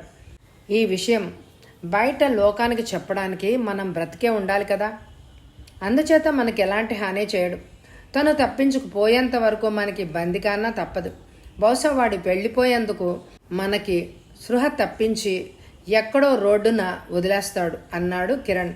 శ్రీనివాస్ ఏదో చెప్పబోయేంతలో చేత్తో వారించాడు కిరణ్. ఎక్కడో సన్నటి మూలుగు శబ్దం వినిపిస్తోంది. ఎవరిది? శ్రీనివాస్ చెవులు రిక్కించి విన్నాడు. కిరణ్ వంక సాభిప్రాయంగా చూశాడు. కిరణ్ చుట్టూ చూశాడు. గాలి వెలుతురు లేని ఇరుకు గది అది. ఒకే ఒక ద్వారం ఉంది, సన్నటి ద్వారం. దానికి ఇనుప తలుపు. బయట తాళం పెట్టేశారు. తప్పించుకోవడం అనేది చాలా కష్టం. కిరణ్ ఇనుప తలుపులున్న చువ్వలోంచి బయటికి చూశాడు. యమ కింకరుల్లాంటి పోతబోసిన విగ్రహాల్లో ఉన్న వ్యక్తులిద్దరూ బయట విస్కీ మత్తులో జోగుతున్నారు. వాళ్ల చేతుల్లో ద్రవంతో ఉన్న సీసాలున్నాయి. కిరణ్ తలుపు మీద చప్పుడు చేశాడు. అందులో ఒకడు ఇటు చూసి క్యా హోనా బే అన్నాడు నిర్లక్ష్యంగా. కిరణ్ వేలు చూపించాడు. వాడు దగ్గరగా వచ్చాడు. తాళం తీశాడు. కిరణ్ ఏ మాత్రం ఆలస్యం చేయకుండా వాడిని లోపలికి లాగి వాడి మెడకు వెనక నుంచి చేతులు పెనవేసి తల ముందుకి బలంగా వంచాడు. వాడి మెడ నరాలు పటపటామన్నాయి. వాడు మాడు మీద 2 చేతులు బిగించి ఒక్క దెబ్బ వేశాడు కిరణ్. అతి పెద్ద పహిల్వాన్ లాంటి మనిషి నేల కరిచాడు. ఈ లోపల రెండోవాడు చకచకా వచ్చాడు తూలుకుంటూ. ఉత్తర క్షణంలో వాడి పొట్టలోనూ ముఖం మీద పిడికెళ్ళు బిగించి కొట్టాడు కిరణ్. శ్రీనివాస్ వాళ్ళిద్దరినీ కిరణ్ని మార్చి మార్చి చూశాడు. రెండోవాడు కూడా నేల కూలిపోయాడు. శ్రీనివాస్ కిరణ్ హస్త నైపుణ్యం ఆశ్చర్యంగా చూస్తున్నాడు. తనకి పోలీస్ ట్రైనింగ్లో కూడా ఇలాంటి సులువైన ఫైట్స్ నేర్పలేదు. కిరణ్కి ఎలా పట్టుబడ్డాయి? పద శ్రీనివాస్, ఆలోచనలకి ఇది సమయం కాదు. ఇక్కడే ఎక్కడో దివాకర్ని బంధించి ఉంటాడు. మనం అతన్ని రక్షించాలి. ఈ రాత్రికి రాత్రే ఈ లయన్ గాడి అంతు తేల్చేయాలి. చరమగీతం పాడటానికి ఈ రాత్రే ముహూర్తం అన్నాడు కిరణ్ ముందు కురుకుతూ. అది నేల మాళిగ, పైకి మెట్లున్నాయి. కిరణ్ ఇందాక శబ్దం వినిపించిన వైపు చకచకా అడుగులు వేశాడు. చుట్టుపక్కలంతా నిశ్శబ్దం రాజ్యమేల్తోంది. కిరణ్ తమని బంధించిన గది లాంటిదే మరొకటి అక్కడ ఉండడం గమనించి లోపలికి తొంగి చూశారు. మూలుగు శబ్దం అక్కడి నుంచే వస్తోంది. కిరణ్ ఆనందంతో సన్నగా అరిచాడు లోపల మనిషిని చూసి. అతను దివాకర్, సీక్రెట్ ఏజెంట్ X02. అతని కాలివేళ్లు ముక్కలుగా కోసేశారు. చెవులకి చిల్లులు పెట్టారు. ముక్కు సగం కోసి మాంసం కండ ఊడేలాగా అలాగే వదిలేశారు. అలాగే చేతి వేళ్ల కణుపుల వరకు నరికేశారు. ఆ దృశ్యం ఎంతోసేపు అలా చూడలేకపోయాడు కిరణ్. శ్రీనివాస్ దివాకర్ వంక దీనంగా చూస్తూ ఉండిపోయారు. కిరణ్ 2 అంగల్లో తమని బంధించిన చీకటి గది దగ్గరకొచ్చి తలుపుకున్న తాళాలు గుత్తి తీసుకున్నాడు. అందులో దివాకర్ని బంధించిన గది తాళం ఉంది. 2 క్షణాల్లో తెరిచి లోపలికి వెళ్ళారిద్దరు. దివాకర్ బాధతో మూలుగుతున్నాడు. గాయాల మీద కారం చల్లినట్టున్నారు. ఆ బాధను అతను తట్టుకోలేక మూలుగుతున్నాడు. చిత్ర హింసలు పెట్టి అతని నుంచి ఏదో సమాచారం రాబట్టాలని లయన్ ముఠా ప్రయత్నించినట్టు అర్థం చేసుకున్నారు వాళ్ళు. మిస్టర్ దివాకర్, ఏజెంట్ X02 అంటూ పిలిచాడు కిరణ్ అతని చేతిలో. దివాకర్ భారంగా కళ్ళెత్తి చూశాడు. ఐఎమ్ డిటెక్టివ్ కిరణ్, ఈయన ఇన్స్పెక్టర్ శ్రీనివాస్ అన్నాడు కిరణ్ అతని చెవిలో. దివాకర్ కళ్ళు మెరిశాయి. మా అజాగ్రత్త కారణంగా మీరు వీళ్ళకి దొరికిపోయారు. వెంటనే మేము హోటల్ తాజ్కి వచ్చాం, కానీ అప్పటికే మిమ్మల్ని కిడ్నాప్ చేసి తీసుకొచ్చేశారు లయన్ ముఠా అన్నాడు కిరణ్. దివాకర్ తలూపాడు. మీ వేషంలో లయన్ మాకు దర్శనమిచ్చాడు. మీరే ఈ దురాగతాలన్నిటికీ కారణమని మమ్మల్ని నమ్మించాడు. కానీ వాణ్ణి మేము కనిపెట్టేశాం. చూడబోతే వీళ్ళు మిమ్మల్ని చిత్రహింసల పాలు చేసినట్టు కనిపిస్తోంది. ఎందుకు చేశారు ఇలాగా? మీరు వాళ్ళ రహస్యాలు కనుక్కోవడానికి వచ్చారనా? మాకు వీళ్ళ గురించి ఇన్ఫర్మేషన్ ఇచ్చారనా? ఎందుకు అడిగాడు శ్రీనివాస్. దివాకర్ జాలిగా చూశాడు. బాధగా మూలిగాడు. నాలిక చాపి చూపించాడు. చూస్తున్న ఇద్దరికీ గుండెలు ద్రవించాయి. గుండెలు పిండినట్టు అనిపించింది. దివాకర్ నాలిక సగం తెగ్గొట్టేశారు. ఎంత దారుణం! ఎన్నో రకాల చిత్రహింసలు చూసిన శ్రీనివాస్కి దివాకర్కి వాటిల్లిన దురవస్థ చూసి కంట నీరు తిరిగింది. కిరణ్ శ్రీనివాస్ని తొందర చేశాడు. మనకున్న సమయం చాలా తక్కువ, అమూల్యమైనది కూడా. ఈ రాత్రే లయన్ తన వాళ్లతో ఫారిన్ పోవడానికి అన్ని ఏర్పాట్లు చేసేసుకున్నాడు. చేయి జారిపోతే మళ్ళీ మనకు చిక్కడు. ఇక ఎప్పటికీ మనకు దొరకకుండా తప్పించుకుపోతాడు. దివాకర్ గారు ఇప్పుడేమీ చెప్పలేరు. ఏదైనా చెప్పాలి అని అనుకున్నా రాసి చూపించగలరు. మనం ప్రస్తుత కర్తవ్యం ఈయన్ని బయటికి సురక్షితంగా చేర్చడం. రెండోది, లయన్ మూటాని పూర్తి సాక్ష్యాధారాలతో బంధించి అతని దారుణాలన్నీ కట్టేయడం. హరియప్, ముందు ఇక్కడి నుంచి బయటపడడం చాలా ముఖ్యం అన్నాడు. ఎలా? నాకు దారి దొరకలేదే. మనిద్దరికి గంతలు గట్టి తీసుకొచ్చారు కదా అన్నాడు శ్రీనివాస్. డిటెక్టివ్ కిరణ్ వాచి చేతి నుంచి తీసి వెనక పక్కన కప్పు ఊడదీశాడు. లోపల చిన్న సైజు ట్రాన్స్మీటర్ ఉంది. దాంట్లో వైర్లెస్ మెసేజ్ పంపే సౌకర్యం ఉంది. వెంటనే పెట్రోలింగ్ వ్యాన్కి సంకేతాలు పంపించాడు. బాంబే పెట్రోలింగ్ వ్యాన్కి కనెక్షన్స్ మొదలయ్యాయి. క్షణాల మీద హోటల్ లోటస్ వెనక పక్కనున్న అమ్యూజ్మెంట్ పార్క్ విషయం మెసేజ్ వెళ్ళిపోయింది. మొబైల్ పెట్రోలింగ్ వ్యాన్కి తగిన సిబ్బందితో వెంటనే పార్క్ని హోటల్ని ముట్టడించబోతున్నట్టు జవాబు వచ్చింది.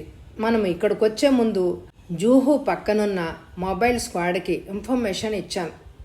ఈ ట్రాన్స్మీటర్లో వాళ్ల వైర్లెస్ సెట్కి అనుగుణంగా చిన్న మార్పులు చేశాను. అవసరమైతే మనల్ని ఫాలో కావాల్సిందిగా ఆదేశాలు ఇదివరకే జారీ చేయబడ్డాయి కదా, ఇప్పుడు వాళ్ల పని పడింది అన్నాడు Kiran.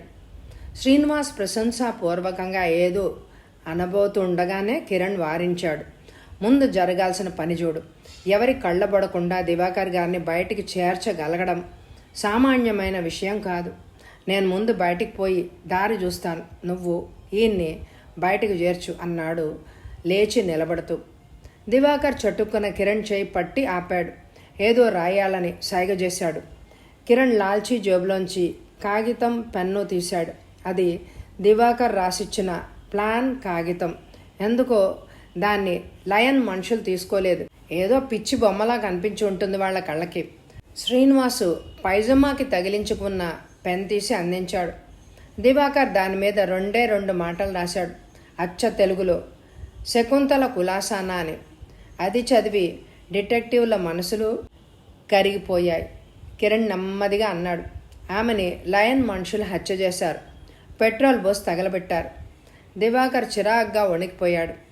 I'm sorry mister Divakar, so sorry అన్నాడు కిరణ్ అతని భుజం తట్టి. దివాకర్ కళ్ళు నీరు స్రవిస్తోంది. కిరణ్ చకచకా మెట్ల వైపు నడిచాడు. అక్కడ కాపలా మనుషులు ఎవరైనా ఉన్నారేమో చూశాడు. ఎవరూ లేకపోవడంతో చకచకా మెట్లెక్కాడు. చప్పుడు కాకుండా నడవాలోకి నడిచాడు. అక్కడంతా చీకటిగా ఉంది. తడుముకుంటూ నడుస్తూ కాలికి గట్టిగా ఏదో తగలడంతో టక్కున ఆగాడు. అది చెక్క పెట్ట, ప్యాకేజీ పెట్ట. పై మూత ఊడిపోయి ఉంది కిరణ్ తాకిడికి. కిరణ్ చేయి పెట్టి తడిమి ఒళ్ళు గగురు పొడవగా చటుక్కున చేయి తీసేశాడు. పాము చర్మాలు. ఆ స్పర్శకి అతని వెన్ను జరజరా ఏదో పాకినట్టుగా అయింది. ఇలాంటి పెట్టెలో ప్యాక్ చేసి పైన మరేదో పెట్టి ఓడల్లో ఎక్స్పోర్ట్ చేస్తూ ఉండొచ్చు. కిరణ్ ఆలస్యం చేయలేదు. వరండాలోంచి సన్నగా వెలుతురు పడుతోంది. అక్కడ పిల్లిలా నడిచాడు. వెలుతురు లోపల నుంచి పడుతోంది. ఆ హాలు గుర్తుపట్టాడు. తను శ్రీనివాసులు తీసుకురాబడ్డ లయన్ని దివాకర్గా పరిచయం చేసుకున్న హాల్ అది. అక్కడి నుంచి బహుశా అమ్యూజ్మెంట్ పార్క్ ముందర హాల్కి కనెక్షన్ ఉండి తీరాలి. కిరణ్ ఊహ నిజమైంది. అక్కడి నుంచి తనకు తల మోది స్పృహ తప్పించిన హాలుకి సరాసరి దారి ఉంది. ఇక ముందుకి పోవలసిన పని లేదు. ఆ తర్వాత జూదాలు, క్యాబరే డాన్సులు అవన్నీ తనకు తెలిసిన దారే. కిరణ్ వెనక్కి తిరిగాడు. ముందరి హాల్లోంచి మెట్ల వైపు నడవాలోకి చేరుకున్నాడు. కానీ అతనికేదో అనుమానం తడుతోంది మనసుకి. వాతావరణంలో ఏదో తేడా వచ్చినట్టు స్పష్టంగా తెలుస్తోంది. అందుకు కారణం అంతవరకు చీకటి కోణంగా ఉన్న లయన్ స్థావరమంతా దేదీప్యమానంగా వెలుగుతోంది. మెట్లు దిగబోతూ ఆగిపోయాడు కిరణ్. పై మెట్టు మీదే ఒక మనిషి చేతిలో గన్ పట్టుకొని నిల్చున్నాడు. మెట్ల దిగువన నేల మాళిగ కూడా వెలుగు కాంతుల్లో పట్టపగల్లా ఉంది. మధ్యగా దివాకర్, శ్రీనివాసులు ఇద్దరు పెడరెక్కలు విరిచి కట్టబడి ఉన్నారు. వాళ్ళిద్దరికీ గురి చూసి చుట్టూ వలయాకారంలో లయన్ మనుషులు గన్స్తో సిద్ధంగా ఉన్నారు. వాళ్ల చేతుల్లోని గన్స్ ఏ క్షణంలోనైనా దివాకర్ని, శ్రీనివాస్ని కాల్చేయడానికి సిద్ధంగా ఉన్నాయి. ఓ పక్కగా అంతదాకా దివాకర్ లాగా నటించిన లయన్ తన సహజ రూపంతో నించునున్నాడు. అతని చేతిలో కూడా రివాల్వర్ ఉంది. అది కూడా వాళ్ళిద్దరికీ గురి పెట్టబడి ఉంది. లయన్ నల్లగా ఉన్నాడు. మిడిగుడ్లు ఎర్రగా రక్తం చిందిస్తున్నాయి. అతడి ఛాతీ మీద తెల్లటి బనీన్, ఆ బనీన్ మీద సింహం తల ముద్ర వేసింది. దివాకర్, నిన్ను ఎందుకు బతికించి ఉంచానో తెలుసా? నా రహస్యాలు పేపర్ మీద రాసి ఎక్కడో దాచి ఉంచావు అన్నావు. అది ఇంకా బయట వాళ్ళెవ్వరికీ పోలేదు అని నాకు తెలుసు. అందుకే నీ హోటల్ రూమ్ అంతా వెతికించాను. కానీ అది ఎక్కడా కనిపించలేదు. దాన్ని నాకు అందజేసే వరకు నీకు కూడు లేకుండా మార్చి చిత్రహింసలు పెట్టాను. అయినా నువ్వు మొండివాడివి, అది అందచేయనే లేదు. కానీ ఇప్పుడు ఈ డిటెక్టివ్లతో చేతులు కలిపి తప్పించుకుపోవాలి అని అనుకున్నాం. ఇక నిన్ను క్షమించేదే లేదు. నా చేతులతోనే నిన్ను ఈ లోకం నుంచి పంపించేయాలి అని అనుకున్నాను. దేవుణ్ణి ప్రార్థించుకో అంటూ సేఫ్టీ క్యాచ్ తప్పించి ట్రిగర్ మీద వేలుంచాడు లయన్. కిరణ్ స్ప్లిట్ సెకండ్లో పై మెట్టు మీదున్న కాపలావాడి చేతిలోని గన్ లాక్కుని వాణ్ణి మెట్ల మీద నుంచి కిందకు తోసేశాడు. మరుక్షణంలో దివాకర్కి రివాల్వర్ గురిపెట్టిన లయన్ చెయ్యి రక్తంతో దారాలు కట్టింది. రివాల్వర్ కింద పడింది. కిరణ్ చేతిలోని గన్ ఒక్కసారి గర్జించింది. కిరణ్ మెట్టు కిందకి దిగాడు. సరాసరి లయన్ ముందుకొచ్చి అతడి గుండెలకి తుపాకీ గురి చేశాడు. మిస్టర్ లయన్, మీ వాళ్ళందరినీ గన్స్ కింద పడేయమని ఆదేశించు, లేకుంటే నిర్దాక్షిణ్యంగా కాల్చి పారేస్తాను అన్నాడు కిరణ్. లయన్ ఉక్రోషంతోనూ కోపంతోనూ సింహనాదం చేశాడు. తన వాళ్ల వంక సాగ చేశాడు. చేతులు రెండు పైకెత్తేశాడు. అయితే ఇంతలో ఊహించని విధంగా ఒక మూల నుంచి ఓ అనుచరుడు దొంగ దెబ్బతీశాడు. కిరణ్కి గురి చూసి కాల్చాడు. అయితే అమాంతం దివాకర్ కిరణ్కి అడ్డొచ్చేశాడు. గుండు దివాకర్ భుజంలోంచి దూసుకుపోయింది. కిరణ్ కళ్ళు కృతజ్ఞతతో మెరిశాయి. రెండో బుల్లెట్ తన గన్ను నుంచి బయటికి రాకముందే ఆ అనుచరుడి గుండెల్లోంచి కిరణ్ గన్నులోని గుండు దూసుకుపోయింది. సరిగ్గా అదే సమయంలో మొబైల్ పెట్రోలింగ్ వ్యాన్ స్టాఫ్తో పాటు ఒక్కసారిగా వందల సంఖ్యలో పోలీసులు ఆ నేలమాళిగం నిండా నిండిపోయారు. ఎక్కడి వాళ్లని అక్కడే అదుపులోకి తీసేసుకున్నారు. లయన్ రహస్యంగా దాచిపెట్టిన ప్యాకేజీ పెట్టెలన్నీ స్నేక్ లెదర్స్తో పాటు దొరికిపోయాయి. మరోపక్క గంజాయి కూడా పట్టుబడింది. దివాకర్ నోటి నుంచి రక్తం కారుతోంది. భుజం నుంచి రక్తం కారుతోంది. అతని కాళ్ల వేళ్ల నుంచి, చేతి వేళ్ల నుంచి రక్తం కారుతోంది. కానీ అతని కళ్ళు మాత్రం తేజోవంతంగా వెలిగిపోతున్నాయి. మాతృదేశం మీద భక్తితో పవిత్రతను సంతరించుకున్నాయి. కిరణ్కి సాగజేశాడు. అదే కాగితం మీద పెన్తో స్కెచ్ గీశాడు. అది హోటల్ తాజ్ రూమ్లోని వస్తువుల్ని సూచించే స్కెచ్. ర్యాక్లోని ఒక పుస్తకం పేరు రాశాడు. దాని రేపర్ వెనక లయన్ ఏజెంట్ల లిస్ట్, వాళ్ల వివరాలు, అడ్రస్సులతో పాటు పదిలపరిచిన విషయం ఆ కాగితం మీద రాశాడు. కిరణ్ అతన్ని హక్కున చేర్చుకున్నాడు. దివాకర్ లాంటి దేశభక్తుణ్ణి కన్న భారతమాత జన్మ ధన్యమైంది అని అనుకున్నాడు. దివాకర్ కళ్ళు కిరణ్ వంక నిశ్చలంగా చూస్తున్నాయి. అవి ఇంకా తేజస్సును వెదజల్లుతూనే ఉన్నాయి. పవిత్రతను, కార్యదీక్షను ప్రతిఫలిస్తూనే ఉన్నాయి. భారత్ మాతాకి జై. కథ సమాప్తం. ఈ కథ మీ అందరికీ నచ్చితే తప్పకుండా లైక్ చేయండి. అలాగే మీ అమూల్యమైన అభిప్రాయాలు కామెంట్ ద్వారా నాకు తెలియచేయండి. ఎండ్ స్క్రీన్లో ఇదివరకు చదివిన సస్పెన్స్ కథలు ఉంటాయి, తప్పకుండా వినండి. Thank you very much my dear friends. Me Devi.